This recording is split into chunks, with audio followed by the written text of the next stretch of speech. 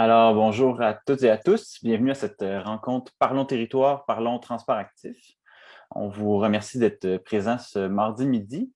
J'invite les conférencières et les conférenciers qui m'accompagnent à ouvrir leur micro et leur caméra pendant que je mets la table. Donc, mon nom est Samuel Pagé-Plouffe. Je suis coordonnateur de l'Alliance Ariane qui est l'initiatrice de Parlons territoire.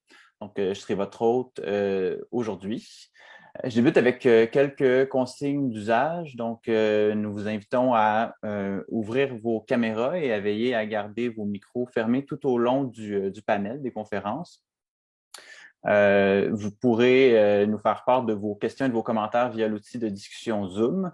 Pour accéder à cet outil, bon, je pense que la plupart commencent à être familiers, mais il suffit de survoler le bas de votre fenêtre Zoom et de choisir l'option Converser. Vous pourrez aussi intervenir pendant la période d'échange en utilisant le bouton Lever la main pour que nous vous passions la parole. L'événement d'aujourd'hui est enregistré et donc jusqu'à 13h30, c'est enregistré. Et à partir de 13h30, pour ceux et celles qui souhaitent poursuivre l'échange de manière un peu plus informelle, on garde la rencontre ouverte jusqu'à 14h.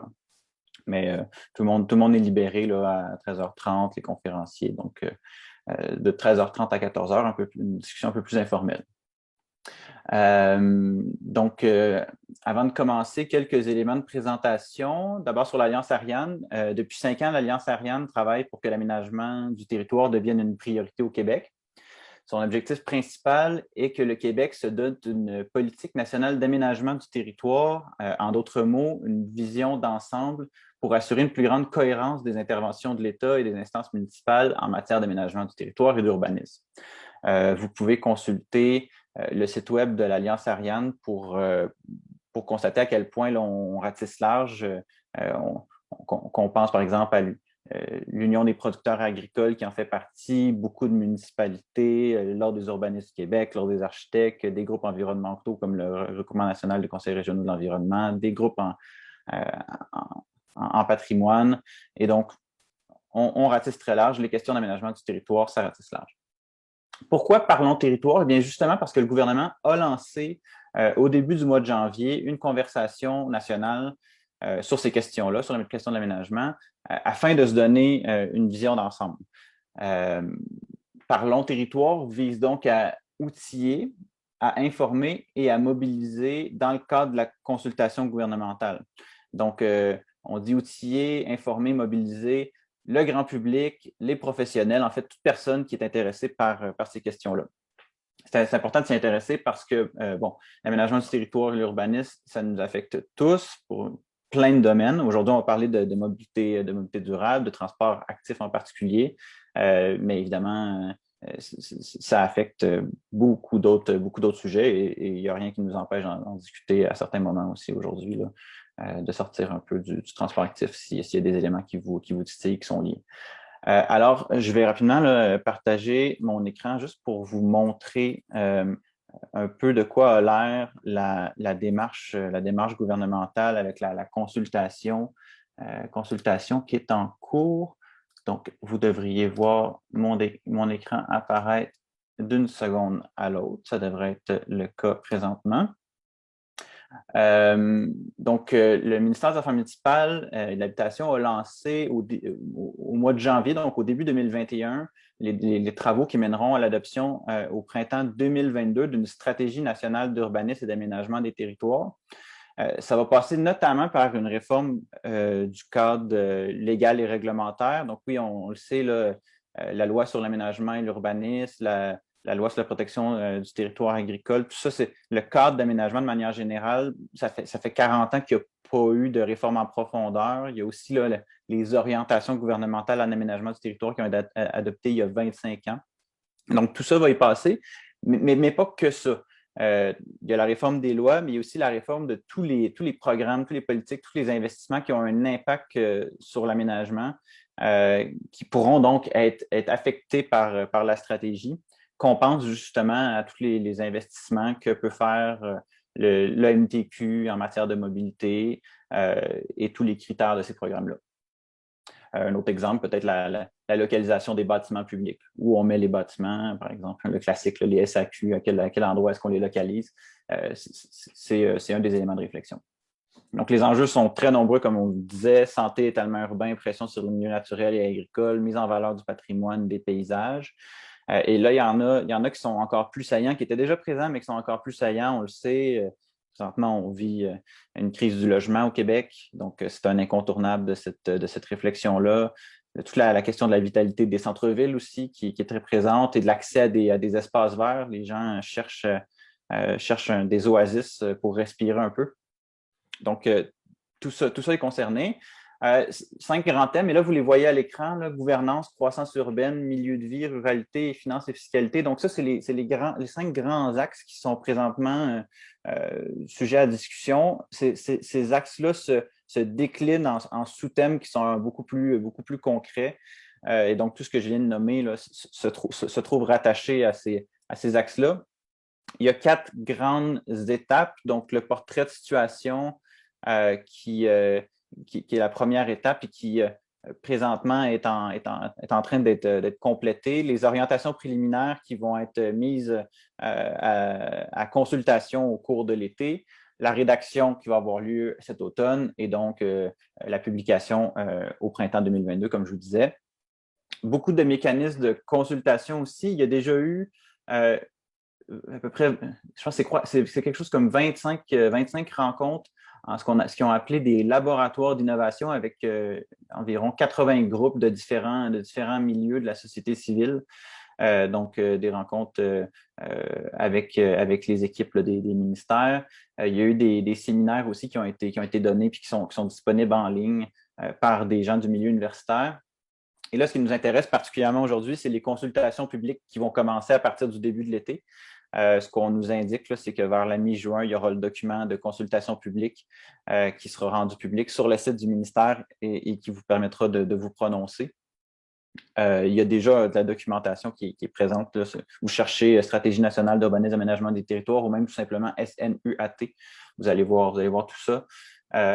Et déjà, dès maintenant, on vous invite à y participer. Il y aura aussi une tournée là, régionale de la ministre et des consultations des nations autochtones qui sont déjà bien commencées.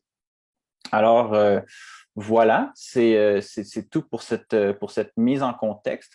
Je vais passer maintenant à la présentation de nos panélistes, à qui je souhaite officiellement la bienvenue. Je vous vois pour plusieurs à l'écran. Je vais arrêter mon partage d'écran d'ailleurs, je l'ai oublié. Donc, voilà.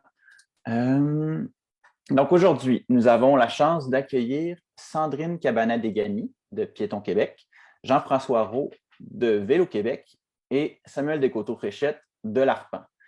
Une petite biographie de Sandrine pour commencer. Donc, Sandrine a rejoint l'équipe de Piéton Québec en janvier 2020 comme coordonnatrice puis directrice de l'organisation. Sa formation en gestion de projet, en sciences politiques puis en communication, son expérience en développement de projet et coordination d'équipe, ainsi que ses connaissances des enjeux liés au transport actif, sont autant d'éléments qu'elle sait mettre à profit dans son travail chez Piéton Québec. Auparavant, elle a œuvré au sein de Vélo Québec pendant plus de 5 ans, notamment à titre de chargée de programme pour le mouvement Vélo sympathique. Donc, Sandrine, je sais qu'avec Piéton Québec, vous venez de compléter une tournée des régions du Québec qui s'appelait Tous piétons. Je serais bien curieux de savoir ce que tu en retiens, les leçons apprises. Donc, Sandrine, la parole est à toi. Oui, merci Samuel. Donc, pendant 9 semaines, on a parcouru virtuellement le Québec pour rencontrer à la fois les citoyens, mais aussi les professionnels et les élus municipaux. C'est en fait près de 400 personnes qu'on a rencontrées à travers 26 activités au cours de cette tournée-là. Les gens nous ont parlé de leur réalité comme piétons, mais aussi des obstacles et défis qu'ils rencontrent pour améliorer la place des piétons dans nos milieux de vie.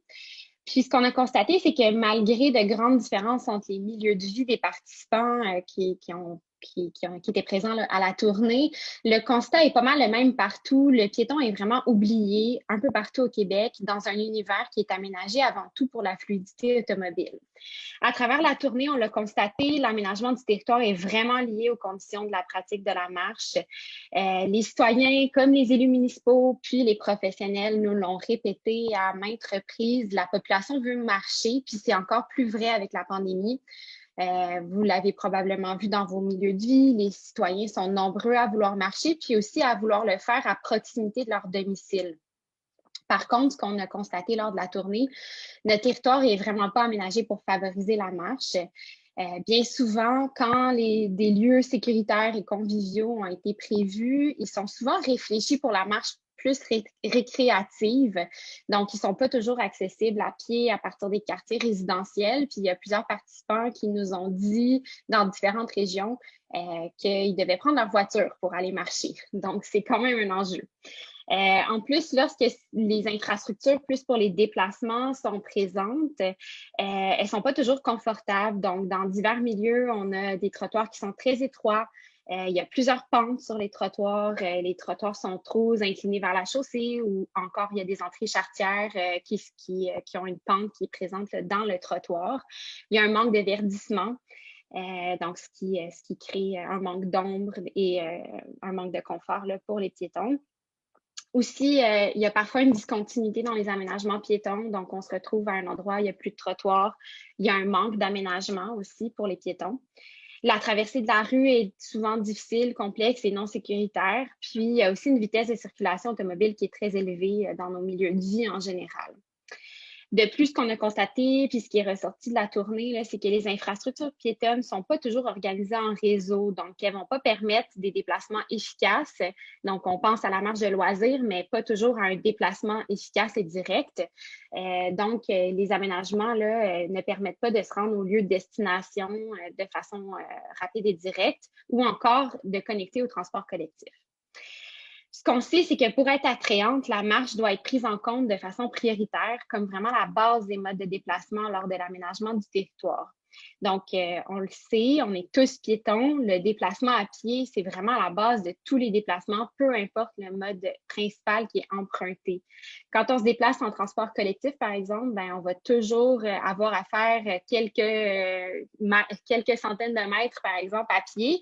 Puis si ce trajet à pied n'est pas confortable et pas sécuritaire, ben, peut-être qu'on va décider de prendre sa voiture. Même quand on se déplace en voiture, on finit toujours par faire quelques pas à pied. Pourtant, malgré le fait qu'on est tous piétons dans de nombreux milieux de vie, les déplacements à pied ne sont pas considérés comme un déplacement à part entière. Dans l'aménagement du territoire, on ne pense pas toujours au déplacement à pied. Puis, ce n'est pas seulement parce qu'on a un grand territoire au Québec qui n'est pas très peuplé, c'est le cas dans les villages ou dans les villes, bref, dans les milieux de vie, le piéton est encore trop souvent oublié. En plus de représenter un obstacle à l'adoption du transport actif, cette situation-là crée des enjeux de sécurité pour toute la population parce que, comme je le disais, on est tous piétons. Puis, ce qu'on pense, c'est que cette situation doit changer pour atteindre nos objectifs, autant sur le plan environnemental. On le sait, au Québec, les transports sont le premier émetteur de GES. Donc, si on veut atteindre nos cibles en réduction de GES, on doit agir sur la mobilité durable. Mais la marche peut aussi être une façon d'atteindre nos objectifs en prévention en santé. Elle peut être une façon de surmonter la sédentarité qu'on vit dans notre population. Pour ça, on doit revoir la façon dont on aménage le territoire parce que pour encourager les déplacements à pied, l'aménagement du territoire compte énormément. Il ne suffit pas d'aménager un trottoir pour que les gens commencent à marcher. L'aménagement du territoire doit favoriser, par exemple, le développement d'un cadre bâti qui est dense, ce qui va permettre de soutenir les services de proximité, donc d'avoir accès à pied à nos différents commerces locaux. Il y a aussi une trame de rue perméable qui va permettre aux piétons de faire des trajets qui sont plus directs. Un design à échelle humaine, donc des rues qui ne sont pas trop larges, des bâtiments de taille raisonnable, une mixité des usages. Tout ça encourage les déplacements à pied. En plus, il y a la présence d'infrastructures sécuritaires et confortables là, qui est vraiment essentielle. Donc, on parle de la présence de verdissement, j'en ai parlé tout à l'heure, pour avoir un confort pour les piétons. Il y a aussi l'animation qui est importante, donc d'avoir des places publiques, des endroits où on rencontre des gens, donc pas être seul sur la rue, ça augmente le sentiment de sécurité. La présence du mobilier urbain est aussi important, donc la présence de bancs, d'éclairage pour assurer le confort et la sécurité des piétons. Ensuite, ben, c'est sûr, il y a les infrastructures plus piétonnes, donc de prévoir un corridor de marche large qui est plane, d'assurer la traversée sécuritaire de la rue, c'est essentiel. Puis plus largement, au niveau de l'aménagement du territoire, ben, la géométrie de la rue a un grand rôle à jouer, donc d'avoir une rue qui est assez étroite, qui permet l'apaisement de la circulation. Ça aussi, ça encourage la pratique de la marche. Bref, l'aménagement du territoire, par ses multiples facettes, a vraiment un énorme impact sur la pratique de la marche. Par contre, ce qu'on a constaté dans le cadre de la tournée, c'est qu'on a un étalement urbain au Québec, puis le cadre bâti qui est existant, il favorise les déplacements en voiture, puis il crée une dépendance à la motorisation. On est vraiment dans une culture du tout à l'auto et ce développement du territoire tel qu'il a été fait dans les 50 et plus dernières années, ça a induit une surabondance d'infrastructures liées à l'automobile. C'est vraiment ressorti de la majorité des rencontres de notre tournée virtuelle. La réalité puis l'aménagement du territoire tel qu'il a été fait aujourd'hui engendre des coûts d'entretien et de maintien vraiment importants pour le réseau routier, pour les municipalités et pour l'État. Cette situation-là favorise l'inertie parce que la grande majorité des ressources sont investies dans le transport motorisé. Donc, il reste peu de moyens pour encourager les transports actifs et collectifs.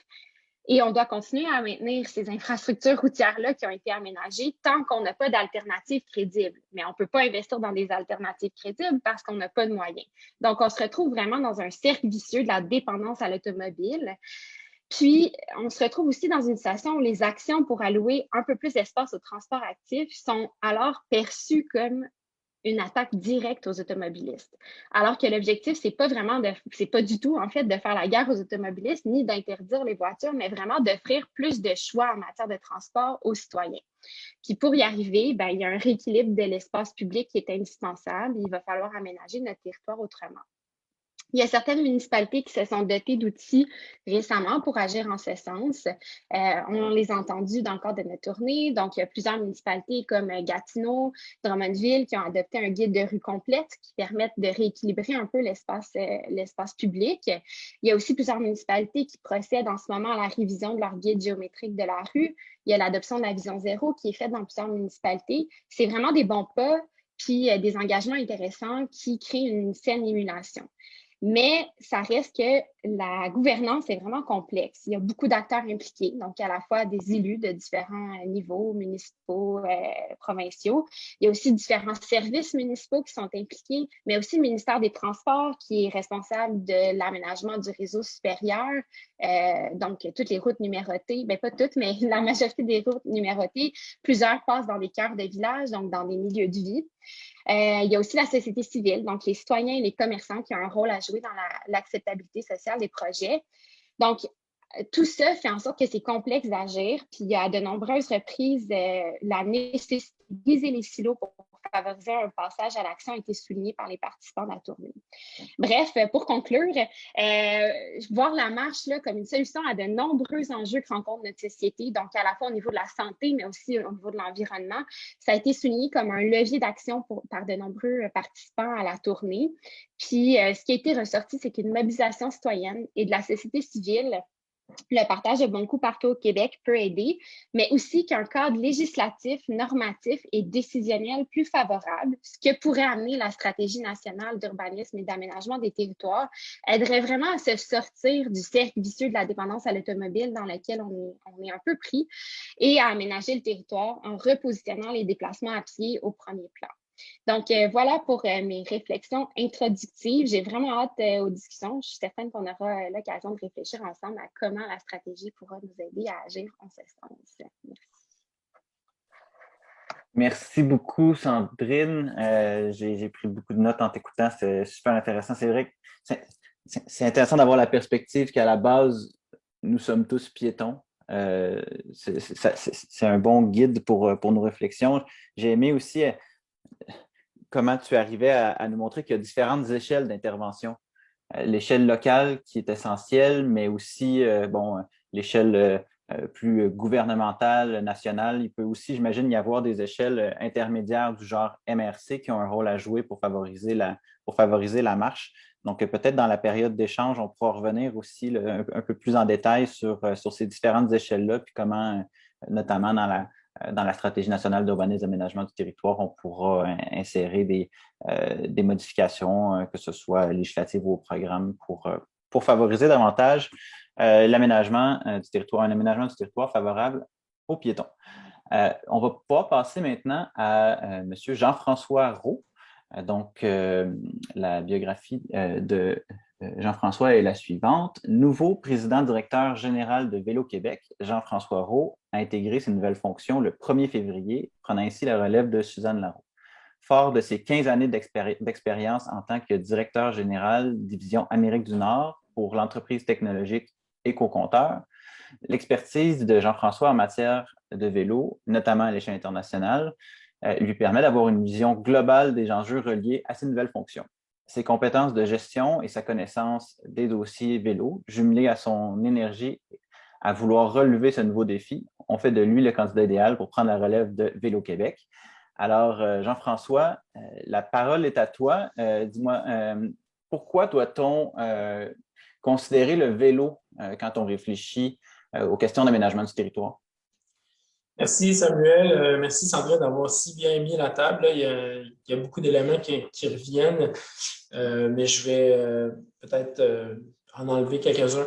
Bon, la première chose, c'est pourquoi le vélo, en fait, pourquoi le transport actif en général. Sandra en a parlé, mais tu sais, santé personnelle, santé publique, en fait, sont des bienfaits. L'environnement, peu d'émissions. Les finances publiques aussi, c'est moins cher de construire des infrastructures piétonnes ou cyclables que des autoroutes. Les finances personnelles, bien entendu. L'efficacité des déplacements. En ville, c'est généralement très efficace de se déplacer à vélo. Puis l'utilisation de l'espace. En fait, on a tous vu l'espace que prend 50 voitures versus 50 cyclistes, 50 piétons et tout. Puis aussi l'équité, en fait. C'est plus facile de se déplacer à pied, de se déplacer en vélo. C'est plus facile d'avoir un vélo que d'avoir une voiture, en fait. Fait que tous ces points-là, là, ça représente plusieurs externalités positives qui ne sont pas nécessairement prises en compte là, dans notre façon de penser le territoire ou dans notre façon de penser la société en général. Puis, si je faisais une étude de marché là, pour le potentiel du vélo, ben, je regarderais les gens, ils habitent où, ils travaillent où, en fait. Puis, en gros, au Québec, là, ça va dépendre en fonction des régions métropolitaines, mais si on établit là, une distance à 5 km, ben, c'est entre 30 et 50 % des gens qui habitent à 5 km ou moins de leur travail, en fait. Donc, ça montre le potentiel là, de la marche et du vélo. Puis, on est allé un petit peu plus loin. On a fait une étude avec Polytechnique, puis on a enlevé les déplacements qui se faisaient avec des personnes dans la voiture, les déplacements qui étaient un peu chaînés avec du transport de choses et tout, mais on reste à un potentiel cyclable entre 20 et 30 %. Donc, si moi, mon métier, c'était de vendre, ben, c'est un peu ça, mais c'est de vendre un produit, en fait, ben, le déplacement à vélo, en fait, là, il y a vraiment une grande partie des déplacements actuels, avec notre aménagement du territoire actuel qui est peut-être un peu bancal, qui peut se faire en vélo. Donc, ça, c'est très important. Puis là, je ne mentionne même pas le potentiel du vélo électrique qui arrive, qui change un peu la donne, qui peut facilement transformer ce 5 km-là en 8 km, qui peut réduire ou faire disparaître des côtes, en fait, qui peut permettre de transporter des charges plus élevées. Donc, il y a un grand potentiel sur le vélo. Un des potentiels aussi qui est peut-être un petit peu plus spécifique, c'est la complémentarité avec les autres modes, notamment le transport en commun.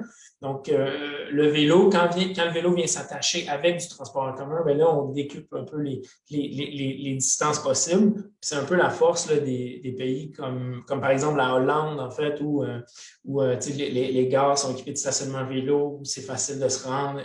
Donc, en fait, de penser le vélo en lien avec les transports en commun, là, je dirais que le potentiel est encore plus important.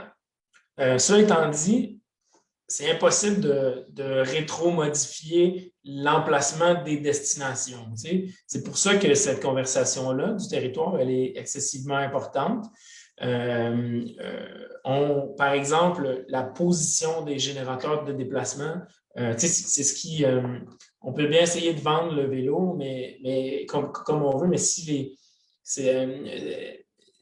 les endroits où on souhaite aller sont plus loin, sont pas à l'intérieur de ces distances-là, ça ne sera pas possible. Puis moi, j'ai grandi à Saint-Jean-sur-Richelieu, puis dans les dernières années, ils ont investi dans un stade de soccer, un stade de gymnastique, c'est des endroits où les familles ont besoin d'aller, les jeunes ont besoin d'aller, des gens qui pourraient peut-être se rendre à vélo. Malheureusement, c'est à la périphérie de la ville, au coin près d'une autoroute. Donc ça, je pense que c'est la réalité de beaucoup des générateurs de déplacement qui sont installés dans nos villes. Et on ne pense pas à toutes les externalités négatives qui viennent avec ces positionnements-là. Peut-être un autre élément, en fait, c'est aussi la perméabilité là, des cheminements. Quand on pense notamment aux autoroutes, aux lignes de chemin de fer à Montréal, même si quartier Rosemont, que le plateau, c'est densément peuplé, il y a un chemin de fer qui sépare, donc c'est difficile là, de traverser, c'est pas facile. La construction des quartiers, vous avez tous peut-être vu des quartiers où à vol d'oiseau, deux destinations sont à 400 mètres, mais comme c'est fait pour minimiser le transit automobile, bien, en fait, il faut sortir des quartiers, puis ce qui est 400 mètres devient 1,2 km, en fait. Donc il y a beaucoup de choses, en fait, qui doivent être réfléchies bien en amont. Je pense que c'est important, en tout cas, de le réaliser. Une chose qui m'a vraiment marqué, c'est la culture des transports actifs. Dans mon travail précédent, j'ai beaucoup voyagé par exemple, dans les pays scandinaves, en Norvège, puis en Finlande. Puis mes déplacements en Norvège, je suis allé dans des petits endroits, puis j'ai toujours pu le faire en transport en commun, puis me déplacer à pied. Par exemple, dans ces voyages-là, je n'ai jamais eu à louer de voiture. J'ai aussi beaucoup voyagé aux États-Unis, et aux États-Unis, dans tous les cas, il fallait louer une voiture ou prendre un Uber. Puis quand on n'a pas de voiture aux États-Unis, on ne se sent pas au top de la société, ce qui n'est pas du tout le cas en Suède ou en Norvège. Puis en préparant l'atelier, je me faisais la réflexion que même dans les petites villes, il y avait toujours une infrastructure piétonne cyclable, il y avait toujours des arrêts d'autobus qui étaient des beaux arrêts, bien reliés. Enfin. Et puis, on entend souvent « Ah oui, mais au Québec, l'hiver, ah oui. » Mais tu sais, quand on va à des endroits comme la Finlande, à Oulu, qui a des météos semblables à Montréal, qui gardent une part modale du vélo d'environ 40 %, la météo, c'est... dans ces endroits-là, en tout cas, c'est certainement pas un problème, en fait. Puis c'est avant tout la culture d'accepter ça, de le valoriser, que les gens qui choisissent la marche, qui choisissent d'être en pied, en fait, se sentent bien. Sandrine l'a vraiment bien expliqué. Donc c'est ça. Là, Sandrine a aussi beaucoup parlé d'aménagement. Là, moi, je ne vais pas trop en parler, mais la culture vient avec l'aménagement vient avec la culture, en fait. Donc, ça, c'est certain que c'est aussi très important. Puis, sur l'aspect rural, j'ai parlé un peu là, de mes expériences en Norvège puis en Suède. Nous, Vélo Québec, là, on travaille sur la route verte, là, qui était avant tout un réseau qui a été conçu pour le loisir et aussi pour le tourisme. Mais en analysant les données, en analysant les chiffres de fréquentation, on trouve parfois des endroits, des patrons de déplacement pendulaires à des endroits où c'est assez surprenant. Des pics le matin, des pics l'après-midi. Donc, normalement, on voit ça en ville, mais dans des endroits, je dirais en périphérie d'une ville de taille moyenne, ça peut surprendre, en fait. Donc, ce qui m'amène à croire que lorsqu'on construit l'aménagement, lorsqu'on rend ça possible, c'est quelque chose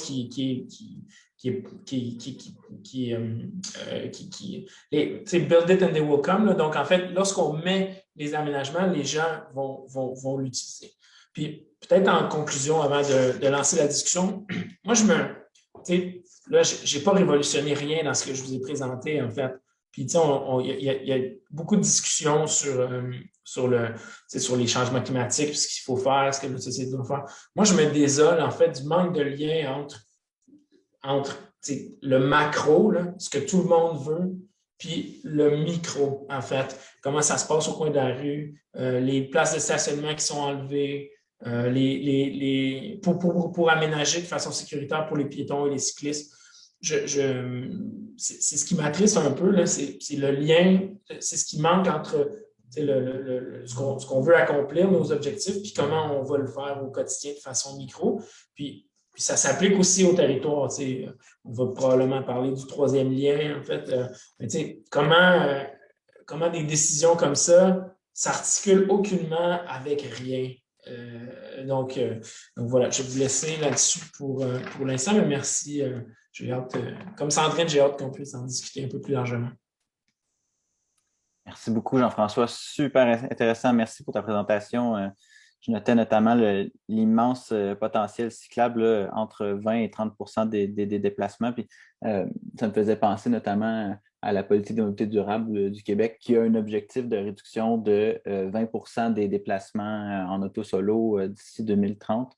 Moi, je serais bien intéressé tout à l'heure dans la discussion à savoir quelle contribution pour le vélo, mais notamment dans une réflexion dans une perspective d'intermodalité, comme tu le mentionnais. Là, c'est une des manières d'arriver à ce que, moi, j'ai toujours dit, il me semble que l'objectif à relativement court terme, là, court-moyen terme, ça devrait être qu'une majorité des déplacements au Québec se fassent à travers des modes de mobilité qui sont durables. Donc, on discutera de tout ça tout à l'heure. On a un dernier conférencier, donc Samuel Descoteaux-Fréchette de l'Arpan. Je vous lis sa présentation. Samuel Descoteaux-Fréchette est urbaniste et coordonnateur général à l'Arpan, une firme d'urbanisme à but non lucratif. Siégeant également sur le conseil d'administration de l'Ordre des urbanistes du Québec, Samuel s'intéresse aux politiques territoriales relativement aux infrastructures vertes, à la ville inclusive et à la mobilité active. Donc, Samuel, j'aimerais t'entendre sur les leçons retenues dans tes expériences sur le terrain, notamment avec des municipalités, des promoteurs. Ce serait très intéressant d'entendre parler de ça. La parole est à toi, Samuel.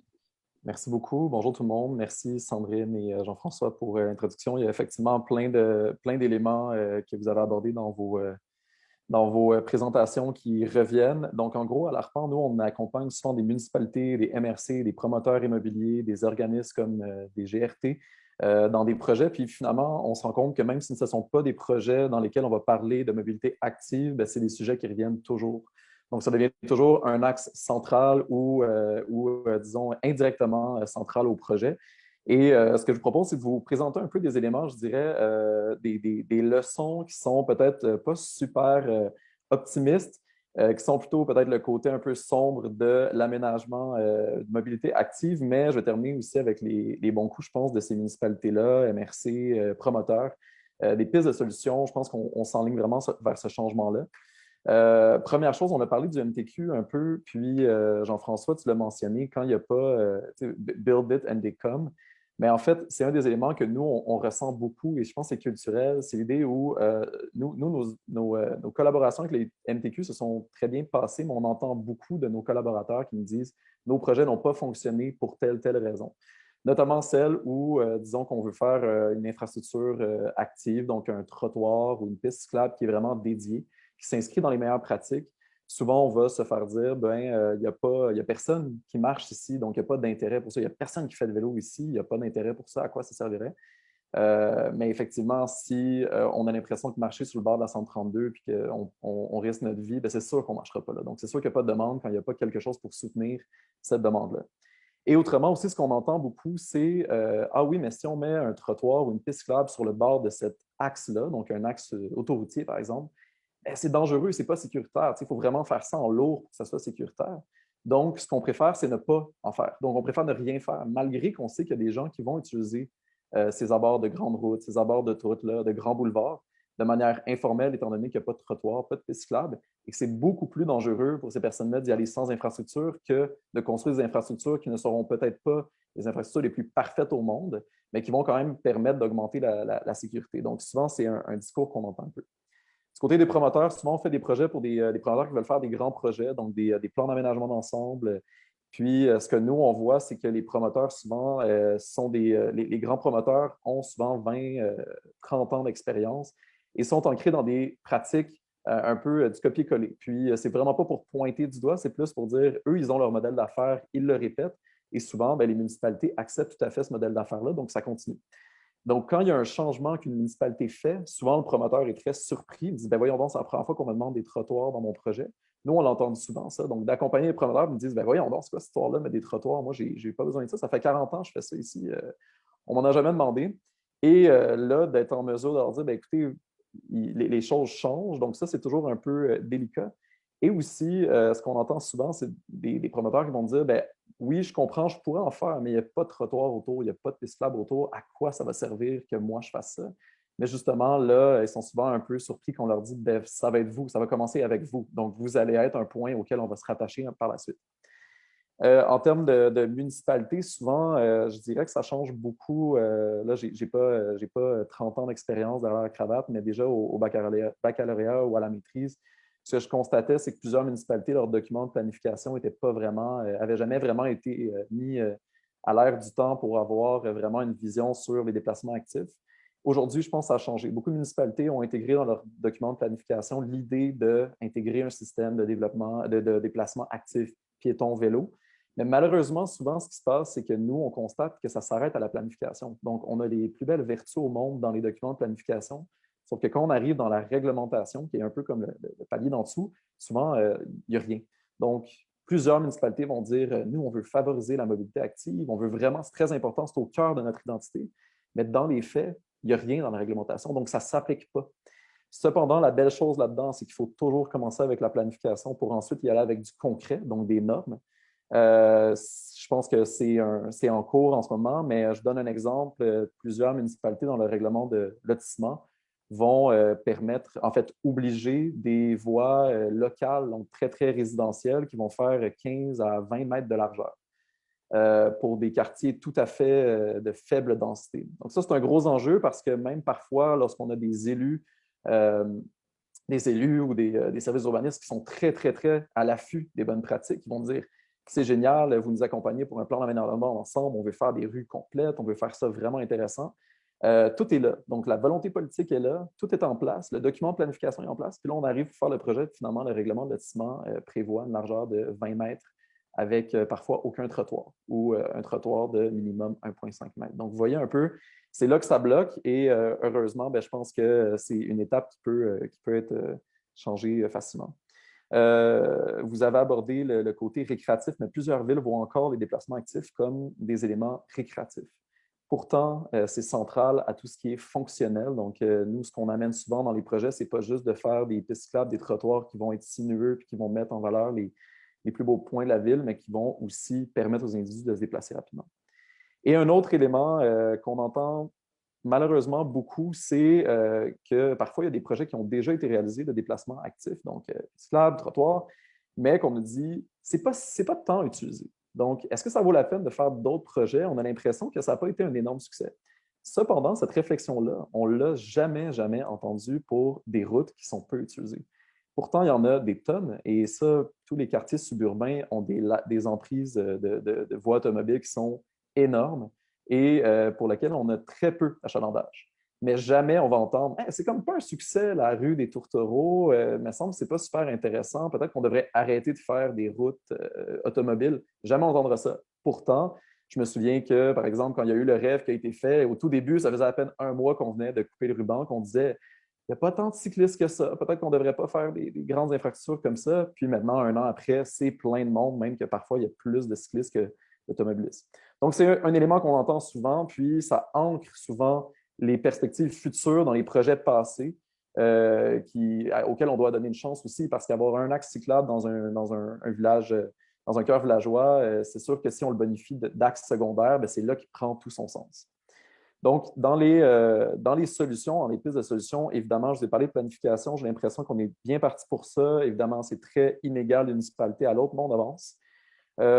Sandrine a mentionné les règlements normatifs. Autant au niveau municipal, le lotissement, le zonage, on doit vraiment concrétiser ces normes-là pour être sûr que quand on a une demande de permis, on ait 1000 fonctionnaires qui aient 1000 fois la même réponse. Il faut un axe d'une rue complète avec telle mesure. Voici les bonnes pratiques. Il y a aussi au niveau des MRC quelque chose d'assez intéressant qui s'appelle le document complémentaire qui permet à une MRC d'imposer une certaine vision ou d'imposer un certain règlement à toutes ces municipalités pour qu'on ait vraiment une vision régionale du déplacement actif. Document complémentaire est souvent utilisé, par exemple, pour l'abattage d'arbres ou pour pouvoir mieux gérer les plantes indigènes qui sont plantées sur le territoire. Pourquoi pas le voir pour les déplacements actifs? Dernière chose, il y a les changements culturels, sensibiliser, la formation aussi. Jean-François t'en a parlé, donc sensibiliser les élus par des formations. Dernier truc que je veux amener, on a au Québec ce qu'on appelle la réglementation discrétionnaire, qui est une perle en termes de lunettes qualitatives, de faire en sorte qu'on ait des règlements qui sont normatifs, oui, mais qu'on ait par-dessus aussi des règlements pour des grands projets dans lesquels on va clairement identifier l'objectif d'avoir une mobilité active qui est exemplaire. Et là, c'est là que le CCU, le Comité consultatif d'urbanisme, rentre en scène et qu'on doit absolument sensibiliser les membres des CCU à qu'est-ce que c'est une mobilité active exemplaire. Parce que souvent, les CCU, parfois, les CCU sont très peu sensibilisés. Donc, même si on a un PIA ou un PAE qui va dire un objectif, un critère très important de mobilité active, le CCU va avoir une lunette peu exigeante. Tandis qu'après une formation, souvent, les membres vont se dire « Ah ben, il y a tel élément qu'on doit absolument mettre de l'avant. » Donc, je finirai avec ça en disant, toujours là, je sais que j'ai amené des éléments qui peuvent sembler peut-être un peu pessimistes, mais malgré tout, dans notre pratique, ce qu'on voit, c'est qu'il y a une très grande volonté. Donc, la volonté est là, la planification avance. Je pense que là, on doit passer à l'autre étape, c'est vraiment de réaliser ça avec des règlements normatifs et discrétionnaires. Merci énormément, Samuel. Chance que la présentation est enregistrée. Je vais aller la réécouter. Il y a plein d'éléments que je me suis notés. Donc, c'était vraiment super bon. Merci beaucoup. Toute la réflexion sur l'aspect culturel, je crois que c'est en cours, en fait. Le changement culturel est en cours de se produire. Et une des volontés, clairement, avec la conversation de la stratégie sur l'aménagement et l'urbanisme, c'est d'y contribuer avec une vision qui sous-tend des principes, notamment sur la mobilité active. J'ai trouvé ça particulièrement intéressant aussi quand tu disais, bon, build it and they will come, mais donner leur temps d'arriver. Ils ne peuvent pas immédiatement être là, mais ils vont venir, donner le temps de venir. Donc, on arrive maintenant au moment où on ouvre la discussion avec la salle. Donc, on va prendre des questions du public. Je vous rappelle quelques consignes d'usage. Vous pouvez nous faire part de vos questions et commentaires via l'outil de discussion Zoom. Vous pouvez aussi nous faire part de vos questions dans le chat. C'est comme vous le voulez. Soyez à l'aise. On préfère évidemment si vous êtes en mesure de prendre la parole, mais c'est vraiment comme vous le sentez. Donc, vous pouvez intervenir en utilisant le bouton « Lever la main ». Sur tous les sujets qui vous brûlent, ça peut être des questions, ça peut être des commentaires. Évidemment, aujourd'hui, la thématique, c'est mobilité active. On va essayer, la manière qu'on va procéder, c'est qu'on prend quelques commentaires et du genre 3 ou 4, et ensuite, on retourne du côté des conférenciers, voir s'ils ont des réactions, et on fait comme ça un échange. Et comme je vous disais, à la fin, entre 13h30 et 14h, on peut continuer aussi la conversation entre nous. On arrête l'enregistrement à ce moment-là. Alors là, je vais aller voir les mains qui sont levées déjà.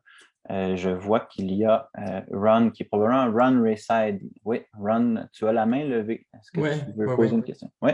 Oui, mais ma question, mais j'ai deux questions. Autant dans les quartiers, le milieu urbain, que dans les villages, je dirais, il peut y avoir un peu deux visions de le transport actif, dont un qui avec les fonctions dédiées, mettons trottoir, puis rue, puis piste, Mais il y en a un autre qui est toute l'approche, la notion d'une rue partagée, qui mêle tout le monde ensemble et qui réduit d'abord la vitesse des autos, qui exige la vitesse. Puis je promène beaucoup, autant dans les quartiers centraux à Montréal, mais que dans un petit village, je marche tout le temps. Et les deux semblent être les solutions faisables à la longue. Ça, c'est ma première un peu question pareil. Et l'autre question, c'est vrai que surtout quand on tire les exemples des pays nordiques, là, puis Pays-Bas, puis Finlande, puis la Suède, puis Norvège, puis je connais ces villes-là quand même un peu. Et une des caractéristiques de ces villes-là, c'est le grand respect et civilité, autant les piétons que les cyclistes, que les automobilistes, et nous, c'est le contraire. Il n'y en a pas de discipline du tout. Et comment on s'adapte, c'est vrai que c'est une chose de tirer les exemples de d'autres pays, c'est un autre de reconnaître la nature humaine qui, des fois, c'est un peu différente. Puis là, en tout cas, je soulève les deux questions. Merci beaucoup, Ron. Je passerai maintenant la parole à Blaise Rémillard. Oui, bonjour. Alors, je répète une question que j'ai mise dans le chat, mais Parfait.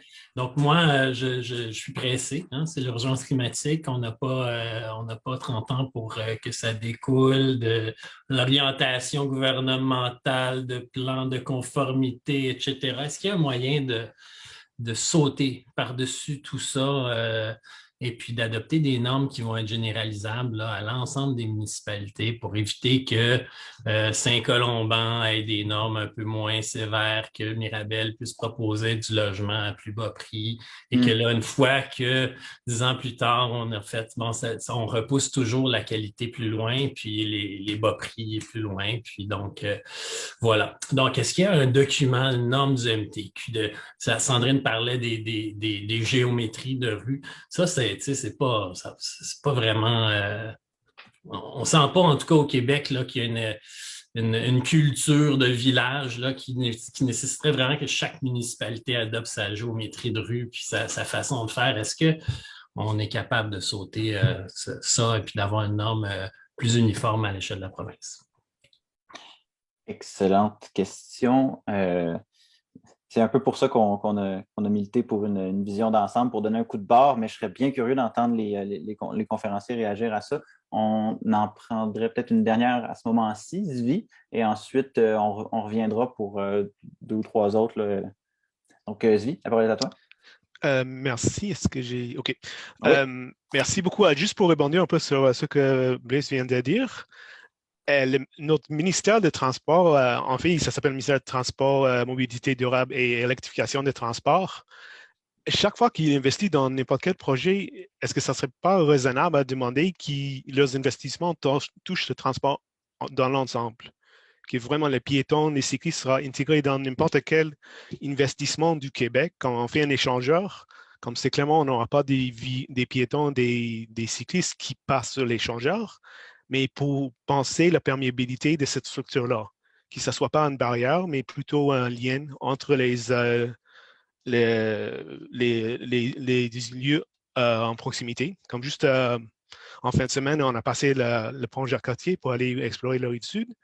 Et se rejoindre la piste cyclable qui longe le fleuve, c'est très difficile. Après qui en a répondu comme il y a plusieurs immenses échangeurs infrastructures routières, et c'est vraiment pas du tout évident comment franchir ces barrières-là. Et c'est le ministère du Transport qui a investi dans ces choses-là. Comme l'échangeur Toco, c'est la même chose. On se bat pour le Dalpark, mais c'est jamais clair si ça va être fait ou pas. Et il a fallu que ça soit vraiment standard. On fait un management à cette échelle-là. Il faut vraiment penser perméabilité comme en amont. Comme ça devrait être vraiment la norme pour. C'est pas le ministère pour les véhicules, comme c'est le ministère pour le transport. Donc, juste une suggestion des orientations. Et j'ai d'autres choses à dire sur le stationnement, mais ça serait plus tard, si on a le temps. Merci beaucoup, Zvi. Donc, j'ai bien noté là, pour Ron 2 éléments. Un premier sur les différentes approches, une approche plutôt rue partagée, une approche plutôt infrastructure dédiée, Le deuxième élément de sa question portait sur la civilité des usagers, en particulier je crois, des cyclistes. Blaise parlait d'urgence, en fait, comment adopter des normes qui vont généraliser disons, une transformation des infrastructures de mobilité. Et Svi avait une question qui est quand même, je trouve, cohérente avec celle de Blaise. Il demandait comment on peut, dans les interventions, penser à tous les modes, pas uniquement au mode auto. Donc, parmi les panélistes, est-ce que vous avez déjà des premières réactions? Et je me permets juste avant de vous envoyer la balle de vous informer qu'il y a eu des commentaires aussi dans le chat. Je vais les lire très rapidement. Donc, un premier de Jérémy Maillé-Côté qui disait « Il est souvent question d'aménagement d'espaces conviviaux et sécuritaires pour les déplacements actifs. Par ailleurs, le nœud du problème demeure souvent l'organisation spatiale de nos villes, surtout les villes suburbaines. Il est encore bien intéressant. Il est bien intéressant d'avoir de beaux trottoirs, mais encore faut-il des lieux à distance de marche, à pied ou à vélo. » Et le dernier commentaire, Paul Maquet, beaucoup de municipalités s'appuient sur les normes de conception routière du ministère des Transports, à l'AQTR, l'Association québécoise du transport. Nous avons fait des démarches pour améliorer les normes concernant les voies cyclables et les trottoirs. Intéressant. Sans trop de succès pour le moment. Moins intéressant. Donc, voilà. Je vous passe la parole. Qui, parmi Samuel, je vois que tu as la main levée. Veux-tu y aller? Oui, ce serait pour rebondir sur l'idée qui a été émise par rapport à une espèce de géométrie à l'échelle nationale pour pouvoir peut-être guider les municipalités. Moi, je trouve l'idée extrêmement intéressante, mais malheureusement, ce que moi j'ai pu constater, c'est qu'il y a déjà des MRC ou des municipalités, par exemple comme la Ville de Montréal, qui vont avoir des guides comme ça, qui vont s'inscrire dans les meilleures pratiques, donc ce qu'ils ont pu créer comme document. Mais malheureusement, une fois que ça se rend à l'échelle locale, il y a des dynamiques locales qui font en sorte que souvent ces documents-là prennent le bord. Par exemple, des services de combat des incendies ou de déneigement. Souvent, le déneigement, c'est comme énorme. On dirait que la machinerie ne peut jamais s'adapter à rien ou qu'on doit tout le temps acheter des équipements les plus gros. Donc, peu importe, mais souvent, quand on arrive là, on fait des plans qui vont vraiment, vraiment être intéressants selon nous. Puis on va nous dire, ben, c'est très beau les plans de l'échelle au-dessus de nous, mais rendu à nous, on veut beaucoup plus large. Donc, c'est souvent ça qui se passe. J'ai l'impression que s'il y a une géométrie à l'échelle nationale, il faudrait vraiment qu'on soit en mesure d'avoir une discussion avec tous ces services-là et aussi éviter, je crois, parfois certains, si je pourrais dire, peut-être pas abus, mais certains, je ne sais pas comment dire, des fois que j'ai l'impression qu'on veut toujours plus que ce qui est nécessaire et que parfois des services vont demander beaucoup plus que ce qui est vraiment nécessaire, souvent dans l'optique peut-être d'éviter de futurs dangers. Donc, je ne pense pas que c'est de mauvaise foi du tout, c'est juste que malheureusement, si on se dit toujours que dans 20 ans, notre équipement va être plus gros et encore moins flexible, ben c'est sûr qu'on n'arrivera jamais à changer les choses. Merci beaucoup. Qui de Jean-François ou Sandrine? Sandrine, tu peux-tu y aller? D'accord. Donc, au niveau de la question de rue partagée versus fonction dédiée, je trouve que c'est une vraiment excellente question, puis c'est quelque chose qu'on se pose puis auquel on réfléchit en ce moment parce que effectivement, il y a la rue partagée qui a été introduite au Code de la sécurité routière en 2018. Donc, il y a un nouvel aménagement qui est peu connu des municipalités, puis que trop souvent encore est aménagé seulement en ajoutant un panneau de circulation, rue partagée, donc seulement la signalisation, mais pas d'aménagement comme tel qui crée une réduction de la vitesse, qui permet d'apaiser la rue, puis un réel partage qui permet aux piétons et aux cyclistes d'être en sécurité.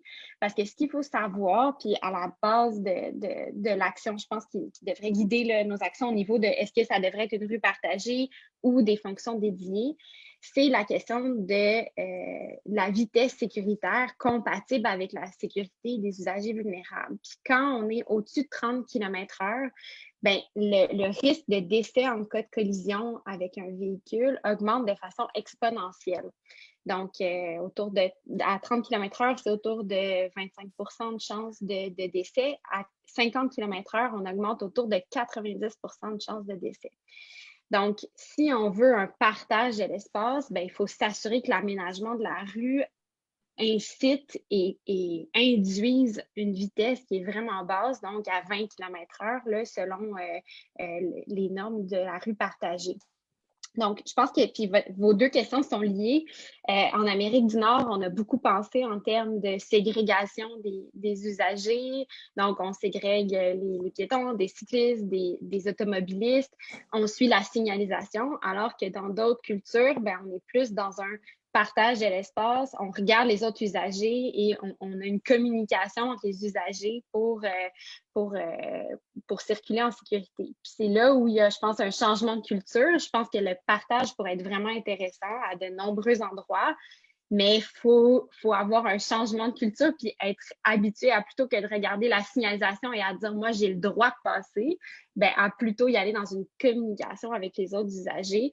Puis bien sûr, à la base de ce principe-là, il faut qu'il y ait un changement culturel qui voit la responsabilité du plus gros envers le plus vulnérable. Donc, par exemple, l'automobiliste envers le cycliste piéton, le cycliste envers le piéton, pour assurer vraiment une priorité aux usagers plus vulnérables, puis une sécurité à ces usagers-là. Donc, c'est pas vraiment une réponse oui ou non. Là. Je pense qu'il y a vraiment un changement de culture, puis les deux sont effectivement possibles selon les contextes différents, puis les usages là, de la rue. Merci beaucoup, Sandrine. On entend beaucoup ce terme-là depuis le départ, là, la question du changement de culture. Il y a des limites. Une culture, ça se transforme progressivement, mais quand même, je serais curieux aussi de vous entendre sur comment on y arrive, notamment comment à travers la vision gouvernementale en aménagement, on peut y contribuer. Dans tous les cas, super intéressant. Jean-François? Oui, ben moi aussi, j'ai été assez interpellé par la question de Ron. En fait, en substance, je suis assez d'accord avec Sandrine, j'ai un angle peut-être un peu différent, à savoir les aménagements qui séparent ou des aménagements qui mélangent. Pour moi, en fait, c'est un outil différent. Enfin, c'est comme un tournevis carré versus un tournevis étoile. Donc, ce sont des outils différents qui existent, qui peuvent être utilisés dans différents contextes. Puis, dans le monde du vélo, en fait, il y a beaucoup de gens avec beaucoup d'opinions. Il faut que ce soit comme ça, il faut que ce soit des unidirectionnels. Moi, j'ai vu des aménagements fonctionner à différents endroits, puis en fait, je le vois vraiment comme un outil, tu sais, moi, j'ai pas d'émotion envers mon tournevis carré et mon tournevis étoile dans mon coffre d'outils, tu sais, donc, mais il faut faire le bon aménagement au bon moment. Puis, effectivement, comme Sandrine disait, c'est très, très lié à la culture. Puis, il faut savoir que les bons aménagements emmènent les bons comportements. Donc, ça a été éprouvé, ça a été étudié par l'Université McGill, par exemple. Quand on améliore un carrefour, que c'est plus sécuritaire, bien, le taux le nombre de personnes qui se conforment aux règles au code de la sécurité routière là, est plus élevé. Ça, c'est la première chose. Les bons aménagements amènent les bons comportements. La deuxième chose, c'est que Samuel t'en a parlé un peu, c'est les cultures, par exemple, en Hollande ou au Danemark, il y a 70 ans, ils n'avaient pas de culture vélo. C'est récent, en fait. Ils ont développé ça un petit peu par hasard. Pardon. Un petit peu par hasard, en fait. Donc ça se développe. Moi, j'ai bon espoir, en fait, qu'on va voir les comportements s'améliorer. Tu sais, on le voit déjà à Montréal, on voit déjà que ça change, qu'il y a de plus en plus de gens qui se comportent bien, puis encore plus de courtoisie. Puis, je vais terminer avec un exemple qui est très montréalais, là, mais les rues piétonnes de Mont-Royal et Wellington cet été seront piétonnes encore. Et l'année dernière, il y avait des problèmes avec une perception de cyclistes dangereux qui roulaient vite. Puis les SDC ont fait le choix de miser sur une cohabitation. Puis on va voir comment ça va se passer, mais j'ai vraiment bon espoir là, que les comportements vont s'améliorer. Puis qu'il y aura une meilleure compréhension des enjeux de chacun. Puis tout ça. Donc, voilà pour ça. Puis sur l'aspect réglementation, Samuel en a parlé déjà, mais je pense que la notion de projet pilote peut être utilisée pour accélérer des choses, faire avancer des choses, tester des affaires. Puis sur l'idée sur Zvi, en fait, qui parlait de son expérience Pont-Jacques-Cartier, Ville de Longueuil, tout ça et tout. En fait, c'est assez drôle parce que quand on est à pied ou en vélo, on voit les coutures entre les différentes juridictions, d'un arrondissement à l'autre, d'un endroit à l'autre. En fait, ça, c'est la gouvernance, puis il faut que ça se parle. On le voit aussi dans le déneigement, souvent, ça a changé un peu à Montréal, mais souvent, on voit les limites des arrondissements parce qu'ils ont des approches différentes. Donc, que tous ces gens-là se parlent pour améliorer l'expérience, je pense que c'est important. Merci beaucoup, Jean-François. Je vois que Sandrine a relevé sa main. Est-ce que tu avais un élément complémentaire? Oui, ben, je voulais réagir justement sur le document, plus sur les normes, là, puis la réglementation, la question de Blaise. Il y a aussi toute la question des programmes d'aide financière qui pourraient avoir un impact à très court terme. Il y a le programme d'aide à la voirie locale, qui est un programme de financement du ministère des Transports pour tout ce qui est réfection de routes, de rues municipales, quand on refait au complet l'aqueduc et l'ensemble de l'infrastructure. Et si ce programme-là exigeait l'aménagement de rues complètes lors de la réfection, ce qui coûte beaucoup moins cher d'ajouter des trottoirs quand on refait l'ensemble de la rue, des trottoirs et voies cyclables, ce serait une façon, je pense, d'agir de façon rapide, là. Donc, si la municipalité veut avoir accès à ce programme de financement-là, ben, elle doit faire une rue qui est complète et penser à tous les usagers de la route. Je pense que ce serait une voie d'intervention assez rapide. Puis, au niveau des autres programmes d'aide financière du ministère des Transports également, donc de donner accès en ce moment, les seuls projets qui peuvent être financés par le programme d'aide au transport actif en périmètre urbain, ce sont les voies cyclables et les modérations et trottoirs seulement à l'intérieur d'un 500 mètres des écoles. Donc, c'est quand même assez limité. Donc, il pourrait avoir un élargissement des critères. Je pense que c'est une façon qu'on pourrait agir plus rapidement. Puis, ça a été mentionné dans le chat, là, les normes du MTQ. Il y a beaucoup de municipalités qui se fient, qui n'ont pas leur propre guide d'aménagement ou leur propre guide d'intervention et qui se fient absolument sur les normes du MTQ. Pourtant, il n'y a vraiment pas grand-chose pour ce qui est des transports actifs, donc l'aménagement des trottoirs et toute la modération de circulation est à peu près absente des normes du MTQ. Donc, ça serait vraiment, il y aurait une révision à faire là, pour intégrer davantage les transports actifs dans ces normes-là, ce qui permettrait aux municipalités, plus petites municipalités, d'agir en ce sens-là. Merci beaucoup, Sandrine.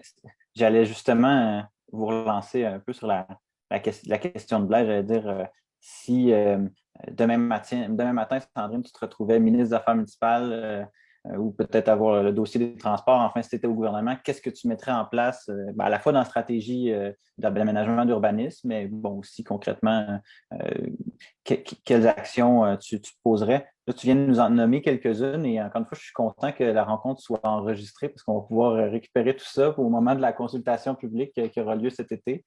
Merci, c'était super intéressant. Je vois qu'il y a deux autres mains qui sont levées. Une première de M. Pod. Donc, M. Pod, vous avez la parole. Merci. Moi, j'ai une question qui s'appuie sur deux remarques. La première, c'est qu'on a fait de la distinction récréatif versus usage un petit peu plus régulier. Là, on se parle d'aller à la job, aller faire l'épicerie, etc. Malgré qu'on a fait la remarque que, justement, il y a plein d'infrastructures récréatives comme la route verte qui permettent des déplacements qui ne sont pas récréatifs. Je pense qu'un exemple plus urbain, ça peut être aussi la piste du canal de la Chine, qui est le vrai gros réseau express vélo de la ville, juste pas dans le même axe que le REV de Saint-Denis, évidemment, ni au même endroit. Et ma deuxième remarque, c'est on a parlé essentiellement, enfin exclusivement en réalité, de ce que la puissance publique peut faire. Mais moi, personnellement, ce n'est pas quelque chose qui m'inquiète plus que ça. Oui, ça prend évidemment un certain nombre de pressions pour convaincre la puissance publique que ce sont des enjeux intéressants, mais une fois qu'elle est convaincue, c'est un rouleau compresseur, ça déroule. C'est sûr que quelque chose va arriver. Mais quand on se parle, en particulier en milieu rural, de ce genre d'enjeu, il y a aussi un aspect communautaire qui est très fort et qui est très important, parce que les infrastructures, elles ne peuvent pas être partout et elles ne seront jamais sur l'étendue du territoire, même autour d'une petite ville ou d'un village. Et pourtant, il y a des infrastructures récréatives qui existent et qui sont de gros succès. Je pense notamment aux sentiers de motoneige, aux sentiers de 4x4, que quand on regarde la carte de ces sentiers-là, on se dit qu'il y a vraiment beaucoup d'enfants qui pourraient aller à l'école à pied en milieu rural en faisant des distances très courtes de façon très sécuritaire et en débarquant très, très, très proche des écoles et des centres-villes. Et je pense que, du moins, moi j'ai l'impression que c'est quelque chose à côté duquel on passe complètement. Est-ce qu'on n'a pas quelque chose à jouer là-dessus, justement, sur des démarches un petit peu plus communautaires, récupérer des accès sur des terrains qui sont privés ou qui sont publics, mais protégés d'une façon ou d'une autre, de la même façon que les associations de motoneige et de 4x4 le font, sachant que il faut aussi le noter, il y a quand même un aspect de puissance publique, puisqu'il y a aussi des aménagements légaux qui leur permettent de faire ce genre de sentier. Mais voilà, c'est ma question. Est-ce qu'on ne peut pas reproduire ce genre de choses? Merci beaucoup pour la question, c'est intéressant. Il y a Lucie Bergeron aussi qui a une question. Madame Bergeron.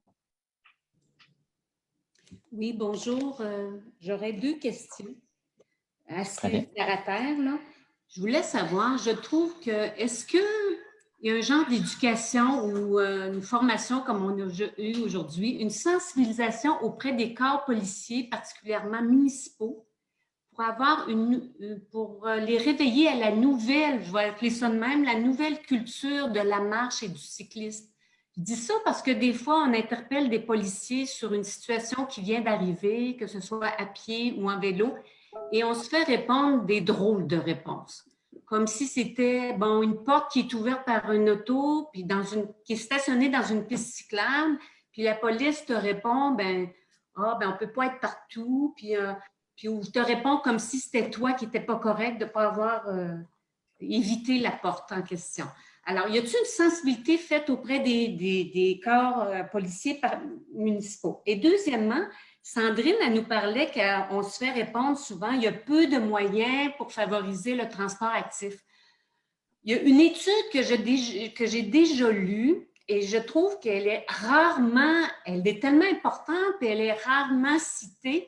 Je ne sais pas si vous la connaissez. C'est une étude qui aurait été faite par un monsieur Georges Poulos à Vancouver qui disait $1 qu'un automobiliste sort de sa poche pour son auto, la société en met 9,20 $.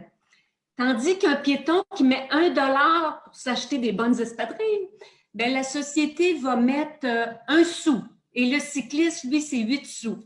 Alors, est-ce que cette étude-là est fiable? Et il me semble qu'on pourrait l'utiliser. Je trouve qu'on n'entend jamais parler. Alors, c'était ça mes questions. Merci. Merci à vous.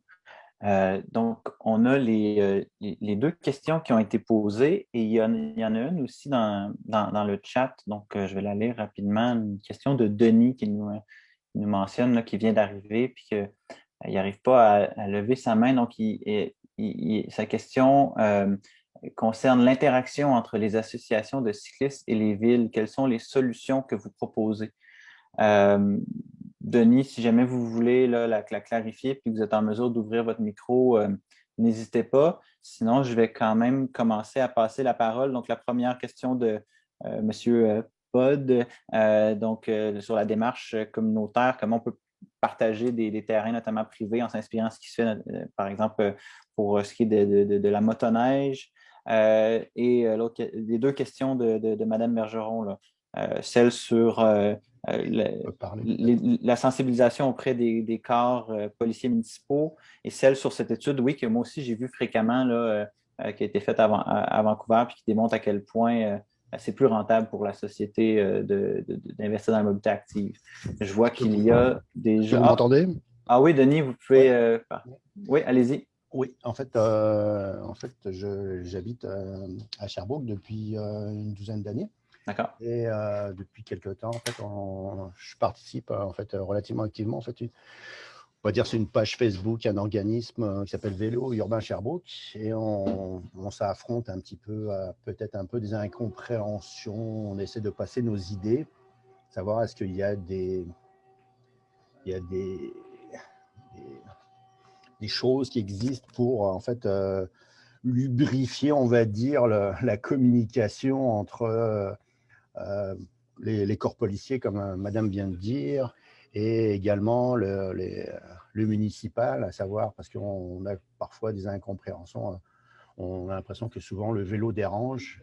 Même l'année dernière, il y a eu un projet pilote qui, au départ, a été vu par les cyclistes de manière extrêmement positive, mais qui a fini en queue de poisson, parce qu'en fait, même la ville ne l'a pas entièrement endossé, ce qui a fait qu'il y a eu plus de négatifs que de positifs, et ça s'est arrêté après 8 semaines. Et en fait, c'était une voie dédiée séparée par des cônes oranges. Et puis les cônes oranges, au Québec, on n'aime pas ça. Donc, ça a été très, très négativement reçu. On aime trop ça. Ouais, et partout dans le monde, je pense qu'il n'y a personne qui aime ça. Et donc, en fait, il n'y avait pas de communication là-dedans. Ce n'était pas expliqué. Il n'y a que vraiment les cyclistes qui savaient, et encore pas tous. J'ai des amis qui continuent à utiliser leur chemin habituel alors qu'il y avait un raccourci par cette voie-là. Donc, c'est de savoir un peu d'améliorer la communication, d'améliorer la manière de faire sans trop faire monter les choses négatives. En fait, c'est toujours la subtilité dans le message qui est difficile à faire. Est-ce que vous avez des idées, des manières de faire? Est-ce que Vélo Québec aide là-dedans, justement, dans les normes, la manière de travailler? Je pense que la ville de Sherbrooke fonctionne comme ça, mais on a une piste cyclable qui vient de commencer, d'être installée. Tout le monde est content, mais c'est comment ça s'appelle? C'est une demi-bonne mesure, parce que en fait, c'est du unidirectionnel, du bidirectionnel, qui va faire que les cyclistes vont être obligés de traverser 4 fois la voie de la route. Donc, ça va être très compliqué. Ça va être du bien, mais du mal aussi. Ça va être très, très, très difficile à vivre malgré tout pour les cyclistes. Donc, c'est un peu de savoir comment, est-ce que vous avez des solutions pour ça, pour faire passer le message, agir de manière un peu plus proactive, efficace. Voilà. Excusez-moi pour la longueur de la question.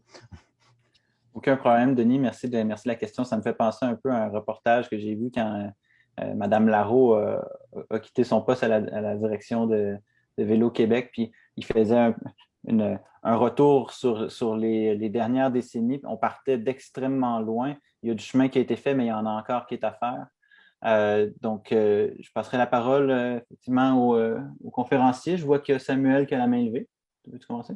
Oui, merci. J'aimerais ça rebondir sur la question qui a été soulevée par rapport à l'État versus le communautaire. J'ai vraiment l'impression, personnellement, que c'est deux tendances qui se complètent bien. Personnellement, moi, je travaille plus dans le côté réglementation, planif de l'État, mais d'expérience, ce qu'on voit sur le terrain, c'est qu'il y a tellement de projets au Québec qui sont nés d'organisations ou de groupes communautaires qui mettent de la pression ou qui vont faire des projets de manière informelle, donc souvent hors des cadres de la réglementation, puis qui vont juste le pousser à un tel point que finalement, les municipalités, les MRC, le gouvernement vont formaliser ça. Je vais juste penser dans mon coin, moi j'habite dans le Myland, mon projet de logement où j'habite, c'est une coopérative qui est née d'une pression d'un groupe communautaire. Je peux penser aussi au Champ des possibles qui est à côté de chez nous, qui est né aussi d'un groupe communautaire qui s'est mobilisé. Et si je ne me trompe pas aussi, je pense que la piste cyclable des Carrières a aussi été le produit de nombreuses manifestations de pression. Puis j'ai l'impression que, un peu aussi comme les CPE, les racines du réseau des CPE sont souvent nées d'initiatives comme ça. J'ai l'impression que ça se complète. Puis, étrangement, souvent, j'ai aussi l'impression que ces mêmes projets-là qui sont faits informellement vont dicter la marche à suivre par des municipalités qui vont prendre exemple de ça puis qui vont se l'approprier de manière, je pense que c'est positif, comme je le dis, mais de s'approprier ces initiatives-là pour les transformer, les formaliser, puis ensuite changer la réglementation pour finalement le rouleau compresseur dont il était question tantôt. Donc, oui, merci de le mentionner, ce côté communautaire-là, qu'on aborde rarement, je pense, dans cette discussion-là. Merci beaucoup. Super intéressant. Je passerai la parole soit à Jean-François et Sandrine. Et si vous permettez, je vais quitter 1 minute. Il semble y avoir quelqu'un qui sonne à la porte chez moi. Je reviens. Sandrine ou Jean-François? Ben, je peux y aller. Je vais laisser à Jean-François la question sur les interactions entre les assos cyclistes et la ville.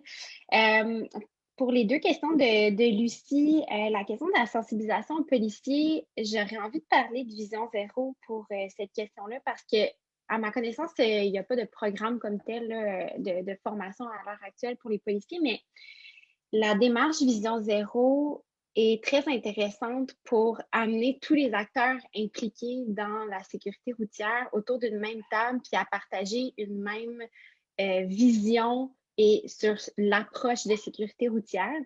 Puis ce qui est intéressant, c'est qu'on voit dans les municipalités qui ont mis en place cette approche-là, c'est qu'il y a vraiment une implication du service de police en amont dans toute la réflexion sur la sécurité routière. Donc, ça peut contribuer ensuite à avoir un changement de culture au sein du service de police pour que la sécurité des usagers vulnérables soit vue différemment que dans la culture traditionnelle où on regarde qui est l'usager coupable en cas de collision, mais plus qu'on soit dans une approche de responsabilité partagée avec, oui, les usagers de la route, mais aussi, surtout, la question du système routier qui doit permettre là, d'être plus sécuritaire là, pour l'ensemble des usagers sur la route.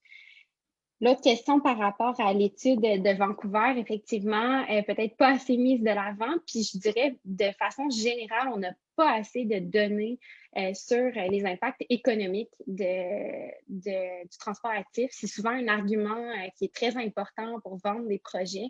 Donc, je pense que c'est un filon important, puis Vélo Québec va bientôt sortir l'état du vélo. J'ai bien hâte de voir ça.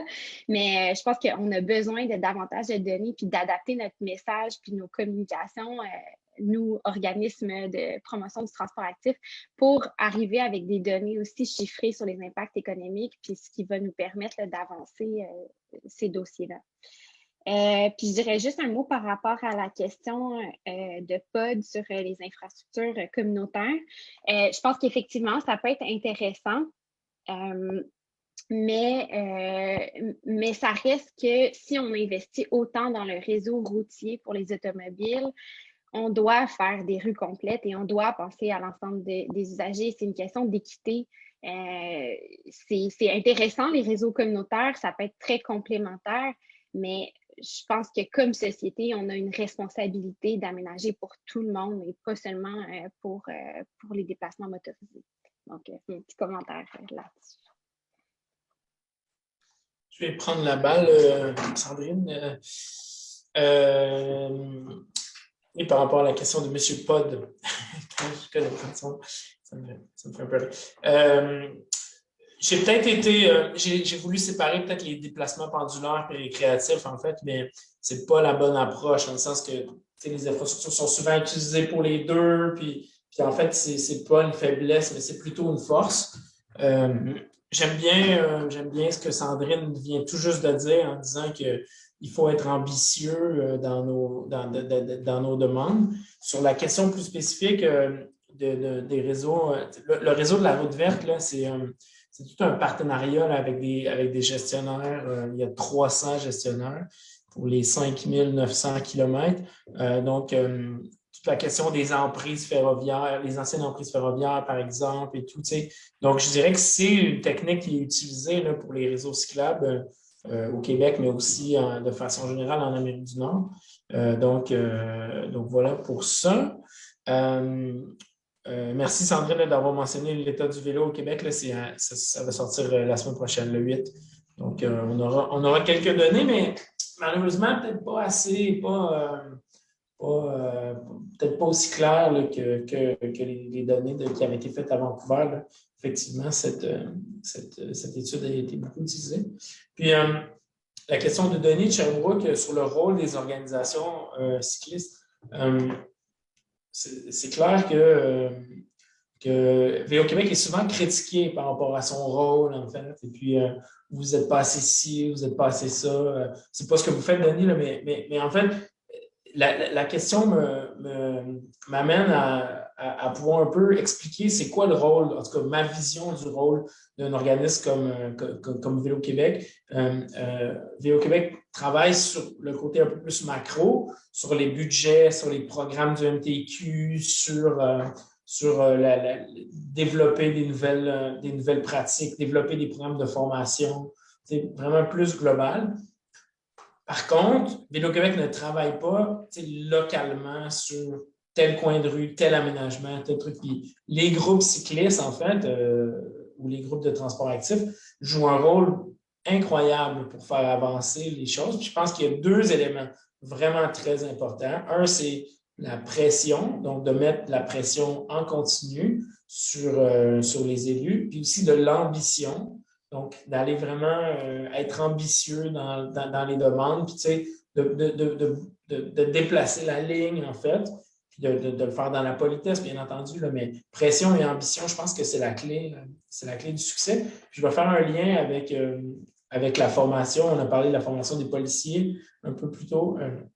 J'ai noté aux États-Unis, il y a une organisation qui s'appelle People for Bikes.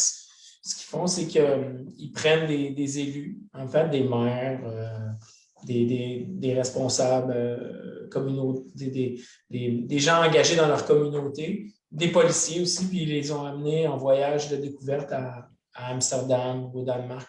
Et puis, en fait, là, soudainement, ils voient c'est quoi une ville cyclable. Et puis, le fait de prendre quelqu'un, de le mettre dans un élément, c'est très, très fort, très, très intéressant. Donc, de prendre un élu puis de faire un tour de vélo avec lui ou de faire une marche, je pense que c'est vraiment très, très intéressant. Puis, l'exemple qui fonctionne le mieux, c'est le secrétaire au transport aux États-Unis, puis Buttigieg, qui est responsable un peu de la vision là, de FHWA, là, c'est donc, dans le fond l'Organisation des transports aux États-Unis, qui a beaucoup de pouvoir parce qu'il distribue beaucoup d'argent, notamment pour le système autoroutier, mais aussi pour les projets piétons cyclistes. Lui, en fait, il était maire d'une ville, il est allé en Europe, il a vu le vélo et tout, puis il comprend tous les enjeux reliés à la mobilité active parce qu'il a été sensibilisé. Donc, il ne faut pas minimiser le rôle de la formation puis de la sensibilisation puis la mise dans un contexte et mettre des élus sur des vélos. Merci. Ça veut dire un vaccin vélo, il faudrait développer ça, un vaccin vélo. Merci beaucoup, Jean-François. Ça me fait rire, le vaccin vélo. En tout cas, c'est certainement bon pour la santé. Ça, on est certain. Je me permets un petit commentaire sur la question des données qui étaient notamment posées par Mme Bergeron. Je pense qu'il y a un consensus assez clair pour dire qu'il faut mieux s'outiller à la fois pour prendre des décisions, mais aussi pour les justifier, pour faire la pédagogie, pour expliquer. Et à cet égard-là, dans le cadre de la conversation sur l'aménagement du territoire, je sais qu'il y a beaucoup d'organisations qui souhaiteraient qu'il existe un institut ou un observatoire de l'aménagement du territoire, ou on pourrait dire quasiment un observatoire de nos milieux de vie au Québec. Et je crois que c'est un des éléments qui pourrait effectivement découler de la stratégie qui semble faire de plus en plus consensus. Donc, je le mentionne comme ça parce que peut-être qu'au moment des consultations publiques, ce sera un bon point à mettre de l'avant pour ceux qui croient que c'est une priorité, la question des données. Il nous reste environ 5 minutes avant la fin de l'enregistrement. Je vois qu'il y a une main de levée, donc ce serait parfait. Je prendrai la question de M. Robitaille. Je retournerai rapidement ensuite à nos conférenciers pour clore la rencontre et on terminera, là, comme je vous disais, avec on aura encore un petit peu de temps après la fin de l'enregistrement s'il y a d'autres éléments de discussion souhaités. Monsieur Robitaille, la parole est à vous. Merci. Ouais, j'avais une question pour les conférenciers, là. Est-ce que vous avez une idée d'un objectif à atteindre, le genre, il faudrait réduire de 20% l'utilisation de l'auto solo pour des gains, mettons, de 20 en transport collectif ou en quelque chose, comme un chiffre à atteindre. Là. Je ne sais pas si vous avez une idée là-dessus. Puis pour atteindre, mettons, ce chiffre-là, c'est quoi la meilleure stratégie qui devrait être adoptée? Parce que quand on regarde la variation spatiale de la mobilité active, là, on s'entend que la mobilité active est surtout concentrée dans les milieux urbains, les centres-villes, puis ces trucs-là. Puis quand on va en banlieue, ben, les taux de mobilité active là, sont vraiment très, très bas. Ce serait quoi la meilleure stratégie? Est-ce que c'est vraiment comme ça, les rues complètes, ces trucs-là? Ou c'est vraiment un changement de paradigme là, dans l'aménagement du territoire pour favoriser la densité dans les milieux de banlieue ou même aussi dans les milieux plus ruraux, là, parce qu'on s'entend qu'à la Côte-Nord, l'utilisation de la mobilité active là, aussi, là, c'est très faible. Tout le monde utilise le auto pour se déplacer. Là. Ça doit être 90 du monde qui font leur déplacement là, en voiture. C'était ça ma question.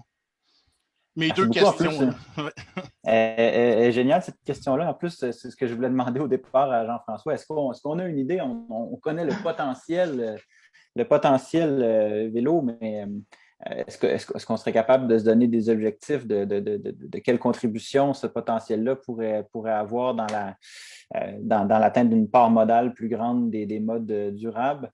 C'est une question qui est probablement assez difficile à répondre, mais quand même, on vous la pose, les amis. Ben, je vais prendre la parole. Je n'aurai pas la prétention de les fixer, les objectifs aujourd'hui, mais je vais parler du rôle des objectifs. Puis, la Ville de Vancouver, là, peut-être autour de l'année 2015, en fait, c'est peut-être 2 ans avant, là, a dit, moi, 50%, mon objectif, c'est 50% de déplacements actifs et collectifs. Et puis là, à partir de là, ils ont l'objectif. L'objectif, c'était pour 2020, donc pour l'année 2020. Donc, un objectif clair, dans le temps, quelque chose d'atteignable. Et une fois qu'ils ont eu cet objectif-là, ils sont partis et ils ont réussi à l'atteindre en 2018, donc 2 ans avant, en fait. Donc, le rôle des objectifs, c'est vraiment important. La Ville de Montréal s'est fixé objectif de port modal de 15 %.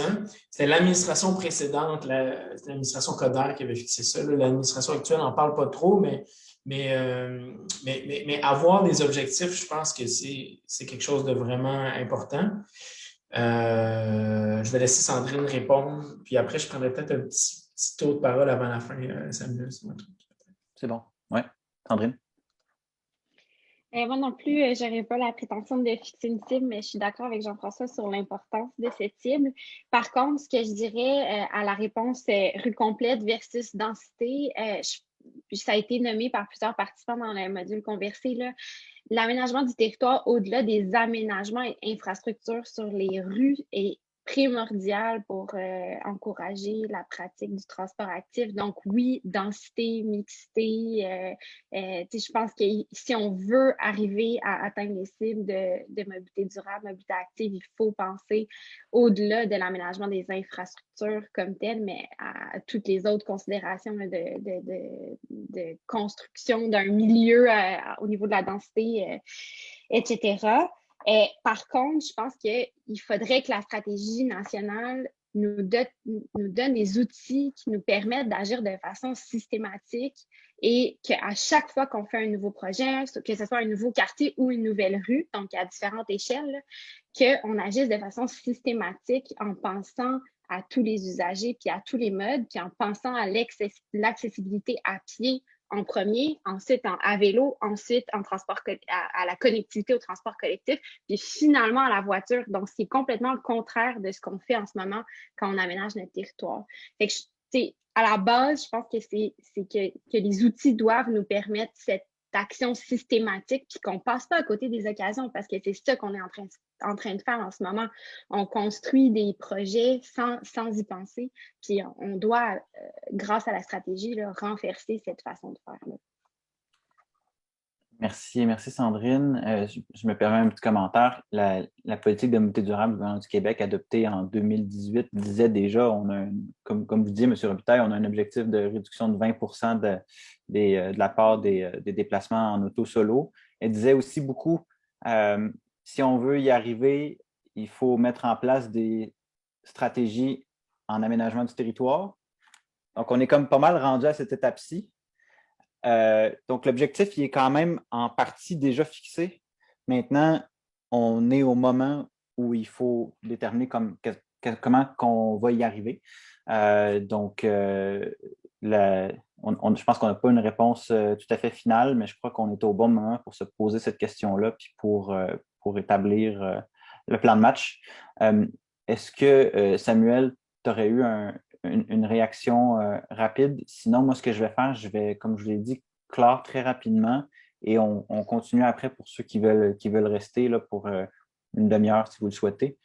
Samuel, est-ce que tu avais un dernier commentaire? Non, je pense que mes collègues ont bien résumé. Je vais devoir m'en quitter. Je ne pourrai pas rester pour la conversation informelle après, mais merci énormément tout le monde. C'était des super beaux échanges. Puis, restons optimistes dans tout ça. Merci à toi, Samuel. Bon après-midi, à la prochaine. Donc, pour terminer la séance formelle, je vais vous partager une dernière fois mon écran. Je vais commencer tout simplement en remerciant chaleureusement nos panélistes. Merci beaucoup d'avoir été là. Super apprécié. Ça a éclairé nos discussions. Merci également, évidemment, aux participants. Vous étiez assez nombreux, près de 70 comme ça, sur l'heure du dîner, un mardi midi. Là, wow, c'est très apprécié. Évidemment, pour ceux qui se sont inscrits là, à l'infolettre de Parlons Territoire, vous serez au courant de toutes les prochaines activités qui auront lieu et aussi de toutes les étapes de consultation gouvernementale. Donc, on va vous garder dans la boucle. Vous pouvez aller sur le site de Parlons Territoire pour vous inscrire à l'infolette si ce n'est pas encore fait. Donc, on souhaite vraiment que ce soit pas que la conversation se continue par la suite. Comme on vous l'a dit, vous pourrez retrouver bientôt l'enregistrement de la discussion d'aujourd'hui, tant sur le site de Parlons Territoire que sur les réseaux sociaux. Vous avez le site du ministère des Affaires municipales pour voir ce qui se passe avec la conversation nationale, mais comme je vous l'ai dit, l'initiative Parlons Territoire va également s'assurer de faire un suivi comme ça. Prochain événement, le 7 juin, où on va être dans la région de la Montérégie et de l'Estrie. Outre cela, je vous invite pour ce qui est de garder la consultation, de garder la conversation la plus présente dans l'actualité à utiliser le mot-clic Parlons Territoire. On a commencé là, notamment sur Twitter, sur Facebook à l'utiliser. Donc voilà, ce serait ça pour l'essentiel. Je vous invite encore une fois à partir du mois de juin à vous intéresser aux documents de consultation publique qui vont être rendus disponibles. C'est notre chance, en fait, d'avoir un impact plus global. On peut toujours agir au niveau local, mais là, c'est notre chance d'avoir un impact au niveau national. Donc, je vous remercie à tous. Je vous souhaite une excellente journée et je vous dis à la prochaine.